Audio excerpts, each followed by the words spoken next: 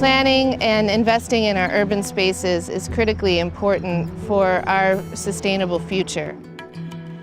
We can use our urban spaces, if we build it the right way, to protect our environment, to protect our water quality, to reduce the amount of energy that we use.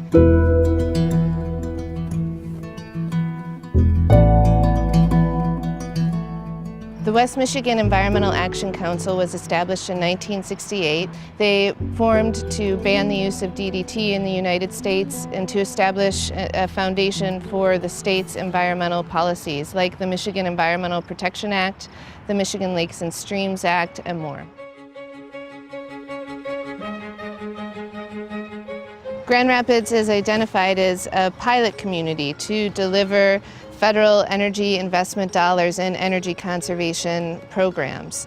We're very excited about this opportunity to demonstrate to the country how we can engage people on the ground in addressing energy conservation in their homes.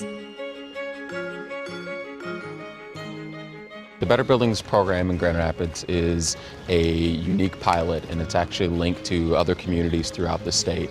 And what we're doing is figuring out what it takes to get middle-income homes to invest in energy efficiency. Why should people care about energy efficiency in their home?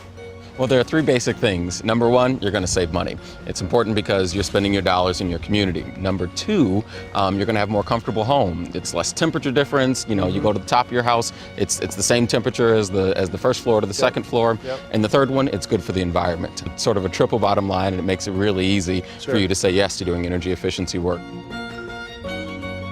If it's your car, people, they see that price tag every single day. They see it all the time, and they're acutely aware of how much money they're spending on their car. It's the same thing in your house. You want to make sure that your house is not wasteful. You want to make sure that your house is doing what it can to spend your dollars wisely.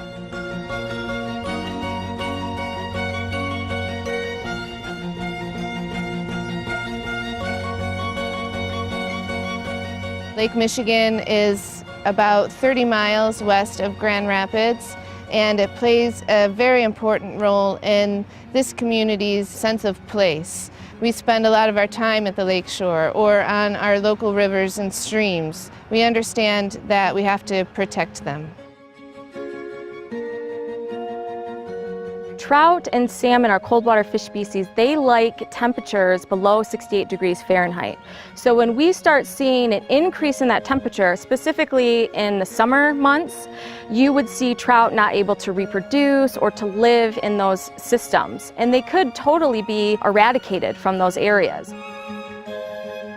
The more global aspect of cold water preservation is that it's used by society for drinking water. It's an indicator of the overall water quality available for use of mankind.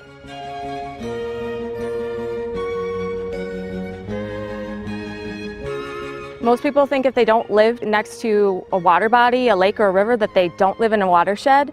But a watershed is the land that's connected to the river. So when it rains, the rainwater travels through groundwater into a river system. So it's really important to recognize that whatever we do on the land is tied to the quality of the lakes and the river systems. The Rogue is a very good cold water river. It's close to an urban area. It has a lot of public access, which is always a good thing, but it faces some challenges because of development, warm water discharges, runoff, things of that nature.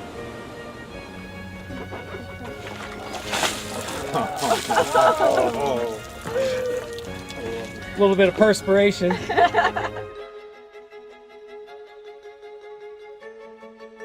There was a shameful time in our history when we used our magnificent Grand River as an industrial dump. We've been aggressive in attacking pollution of the Grand River, and over the past decade and a half have virtually eliminated any point source pollution in the Grand River.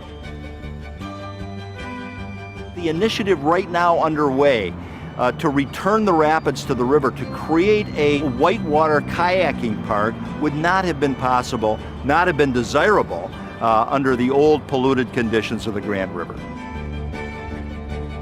We want to make it recreational, make people excited about it. Instead of driving over the river every day and never looking down, you know, looking down and walking around it and sitting on the bank and watching it. And you know, I think if we accomplish all of that, it'll be a win-win for everyone.